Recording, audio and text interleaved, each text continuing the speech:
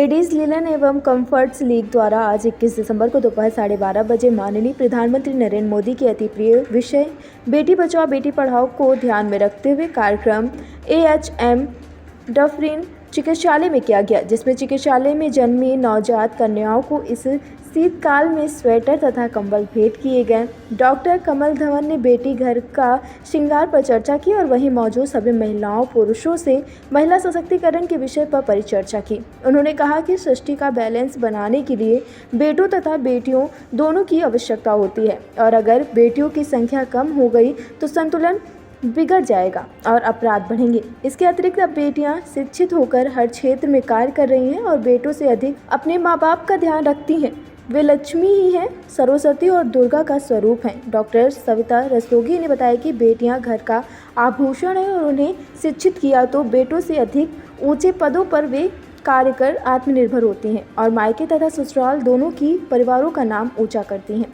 वे घर का, पति का, बच्चों का, सभी का ख्याल रखती हैं, इसीलिए उनके जन्म पर अधिक जश्न मनाना चाहिए। डॉक्टर सीमा श्रीवास्तव प्रमुख अधीक्षिका ने भी बच्चियों के जन्म को उत्सव दिवस बताया और महिला सशक्तिकरण के विषय पर समझाया। अलका जैन सचिव ने सबका आभार प्रकट किया। रीता गुर्द्रा, भीख अग्रवाल, इस अवसर पर कृष्णा अग्रवाल, उषा अग्रवाल, मीना जैन, अनिल रस्तोगी इत्यादि सदस्याएं मौजूद थी। उसी में ऊपर हाँ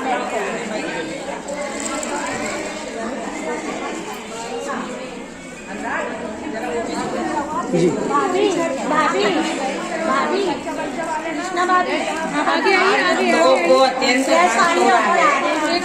हम प्रधानमंत्री माननीय प्रधानमंत्री नरेंद्र मोदी जी के जो बहुत ही प्रिय विषय है बेटी बचाओ बेटी पढ़ाओ, उसके लिए हम यहाँ पर नन्ही बेटियों को सम्मानित करने का कार्य कर रहे हैं। हम छोटे छोटे उपहार उनको देंगे। उपहार इसलिए नहीं कि उपहार महत्वपूर्ण है, महत्वपूर्ण ये संदेश है कि हमारी बेटियां हमारे घर का श्रृंगार होती हैं।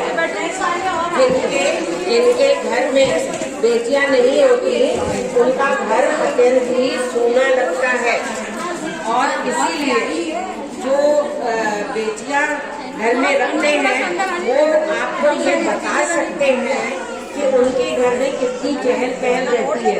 बेटियां उनके कार्य में भी सहयोग करती हैं।